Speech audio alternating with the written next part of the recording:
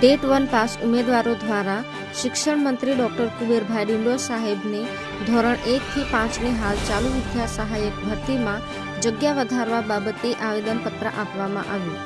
TET 1 pass ઉમેદવારો દ્વારા શિક્ષણ મંત્રી ડોક્ટર કુબેરભાઈ ડિંડોર સાહેબને ધોરણ 1 થી 5ની હાલ ચાલુ વિદ્યા સહાયક ભરતીમાં મહેકમ પ્રમાણે આરટીઆઈથી મળેલ માહિતી મુજબ ખાલી પડેલી જગ્યા 17,980ના 50% એટલે કે અંદાજે 9,000 જેટલી જગ્યાને ભરતી કરી પ્રાથમિક શિક્ષણનો પાયો ઘડનાર ભાવિ શિક્ષકોની લાગણી અને માંગણી સમજી ભરતી સંખ્યામાં વધારો કરવામાં આવે તેવી માંગણી સાથે આવેદનપત્ર આપવામાં આવ્યું। નમસ્કાર દર્શક મિત્રો, આજે અહીંયા શિક્ષણને લગતા પ્રશ્ન માટે આપણા શિક્ષણ મંત્રી ડૉક્ટર કુબેરભાઈ ડિંડોર સાહેબને આવેદનપત્ર આપવા માટે અહીંયા જે આ ઉમેદવારો પધાર્યા છે અને અહીંયા આવેદનપત્ર આપ્યું છે, તો જરા એમના વિશે જે કંઈ શુંનો પ્રશ્ન છે, પ્રોબ્લેમ છે, એ વિશે જરા આપણે વિગતે માહિતી પ્રાપ્ત કરીશું। શું નામ છે આપનું? મારું નામ છે માછી જયેશભાઈ। હું અત્યારે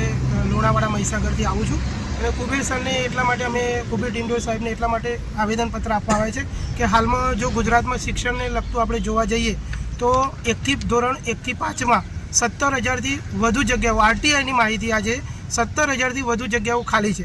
તેમાં સરકારશ્રીએ જે ભરતી પાડી છે સારી છે, પરંતુ 1 થી 5ની ભરતી માત્ર 30% છે, એટલે કે 5,000ની ભરતી બહાર પાડી છે।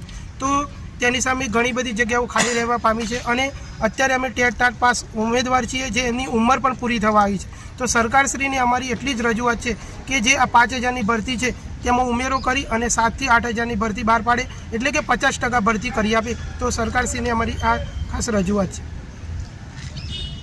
બેન, જરા આપનો પ્રશ્ન।